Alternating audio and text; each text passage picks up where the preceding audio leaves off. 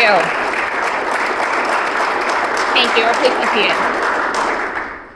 Well, thank you, Chris, for that introduction. And I, too, want to welcome everyone this evening. Thank you for being here. To my legislative colleagues, it's great to see so many of you here. It sounds like you had a phenomenal day today. So, Chris, but I just want to say thanks for the introduction and thank you for your dedication to Iowa's Regent universities. And truly, again, just thank you to all of you for being here to mark an exciting new chapter at the University of Iowa, and one that I believe will have a positive impact nationwide.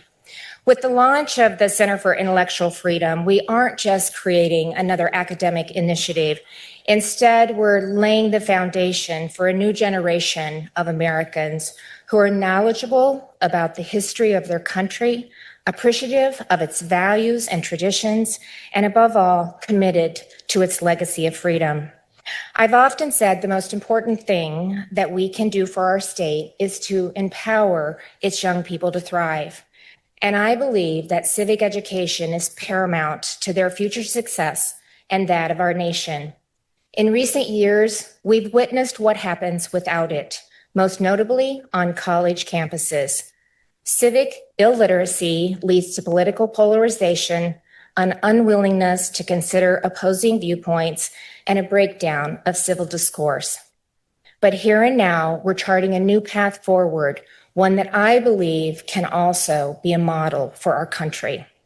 With its outstanding faculty, courses, and programming, the center will not only revive civic education, but create a sense of shared identity and purpose among its students, foster ideals of liberty, justice, and equality, and instill in them a deep pride in our country.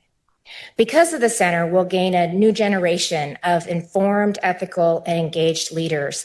And soon, its effects will be felt far beyond this campus and the borders of our great state. It will permeate communities, workplaces, and public offices across America. And we will be all the better for it. We're here this evening thanks to the hard work of the Iowa legislature, especially Representative Collins, who chairs the recently established House Committee on Higher Education, and also Senator Evans and Representative Wheeler, who chair the education committees. Their efforts, along with their colleagues, to strengthen higher education in Iowa are undeniable, and I truly look forward to working with them during the up-and-coming session, because like what we like to say is we're just getting started, right? I also want to thank Professor Luciano de Castro for not only making this case for the center at the Capitol, but for agreeing to be its interim director. I just have enjoyed meeting with you. I've enjoyed your passion and your determination to get this started right. So thank you so much. And finally, I want to express my heartfelt gratitude to each member of the Advisory Council. Thank you for accepting my invitation to help improve higher education in Iowa. Whether your background is in politics, business, or academia, your expertise will shape the lives of thousands of students for the better. And whether this state is your home or whether this cause is one you're deeply committed to, regardless of where the need is, we're honored to have the best and brightest minds contribute to this great university.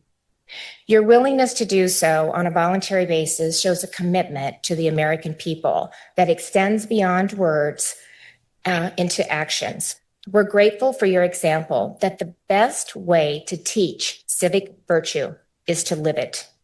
As we look forward to the many milestones ahead, from the selection of the center's director to the opening of its courses to students, I am confident that the University of Iowa and the Board of Regents will stand firmly behind this work and the promise it holds for our students and our state.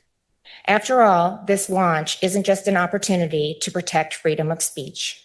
It's a chance to lead America in the exchange of ideas to further the mission of our state's oldest university and to celebrate the history of our country, all as we prepare to mark the 250th anniversary of its founding. In the words of our third president, Thomas Jefferson, light and liberty go together because self-government is not possible unless the citizens are educated. It's why this center is so important.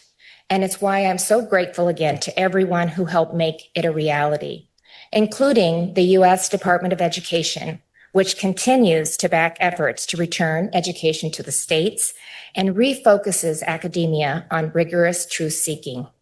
Former University of Iowa professor and Iowa Regent David Barker, now the U.S. Assistant Secretary for Post-Secondary Education, was uniquely instrumental in bringing us to this moment. For 6 years, he served our state with integrity, and I know he'll do the same in our nation's capital. And I am sincerely looking forward to collaborating with him and Secretary McMahon to pursue educational innovation and excellence at all levels. So before I turn the microphone over to David, I want to again acknowledge everyone in attendance this evening. Thank you for being here and especially for supporting this center. Together, we are ensuring America's great heritage of freedom, freedom of thought, freedom of inquiry, and freedom of expression is passed on for generations to come. So thank you very much. And again, thank you for being here.